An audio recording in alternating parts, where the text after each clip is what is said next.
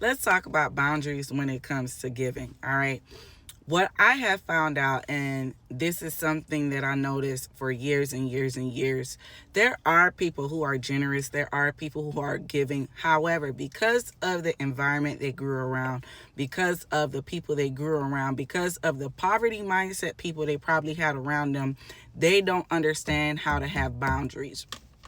Years and years and years ago, I read this book on boundaries, and it really changed a lot of the trajectory of how I did things. I did not know people was plotting on me, and I also didn't know people was around me because I was such a giving person.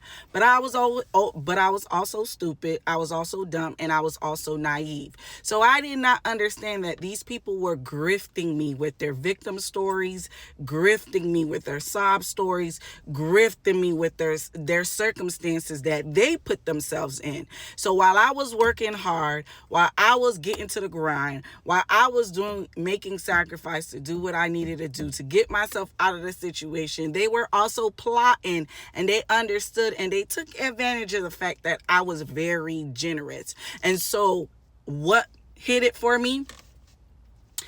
There was a time where I think there was a lot of health issues or whatever that was going on in my family, and I had this particular person that I had around me that they were always in a situation. Around that time, I was not practicing discernment, and I was just ignoring it, right? Every single, like, this person always had something going on. And there was a particular time I was really going through a lot of health concerns in my family.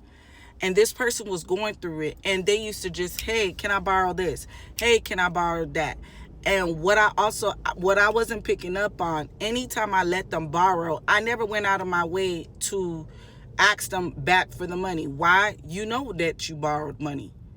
But I did not know what I knew now is, if you're going to let somebody borrow something, let them borrow money that you're not going to ask back.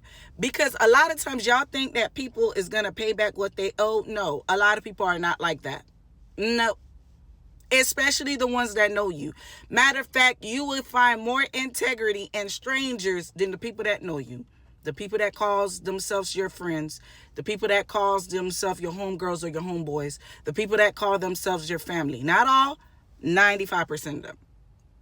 95%. Like, you owe me. Why am I chasing you for the money? You owe me. It's past the deadline. It been past the deadline. Anyway, back to the story.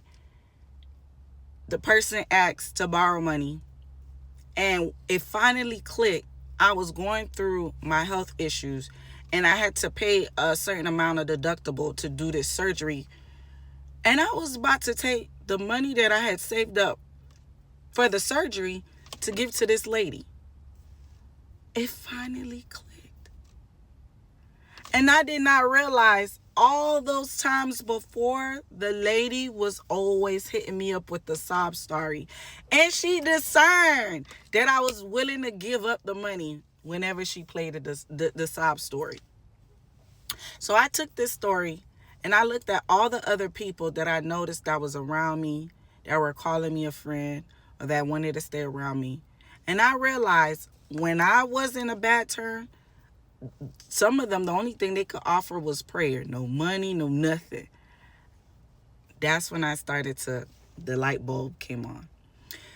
So when you're giving, right, I think it's beautiful that God sets it up in a way where if you are going to be generous, it's not to say that you can't give to your family, but if you are going to be generous, to give it to people that you can get back from. And who do these people look like? The poor, the needy, the homeless, the domestic shelters, the orphanage, right? The abuse shelters. What does this look like? The Boys and Girls Club, the At-Risk Foundation, the At-Risk Youth Foundation. What does this look like? The charities that try to help Christians from not being martyrs around the world. That's what it looked like. Giving to people that you're not going to get it directly back from them. But who will repay you? God will. Who will bless you? God will. Who do you owe? God says in his word, you're lending to him and he will repay you. So absolutely put boundaries, especially when it comes to friends and family. Don't give out of necessity, and don't give what you can't lose. Once you have that principle, don't give what you can't lose, it changes the game. So if you know you could lose $100, then let that be. But if you start getting into the hundreds of dollars, or if you start getting into like every single month, it seems like this person is in a situation. Y'all got to also understand, sometimes you're trying to rescue somebody that the hand of God is against. Oh, come on, somebody. Sometimes you are trying to help someone that the hand of God is against. The hand of God is judging them. And now you're trying to get in the way of trying to be a sacrificial lamb. You're not a sacrificial lamb. We already have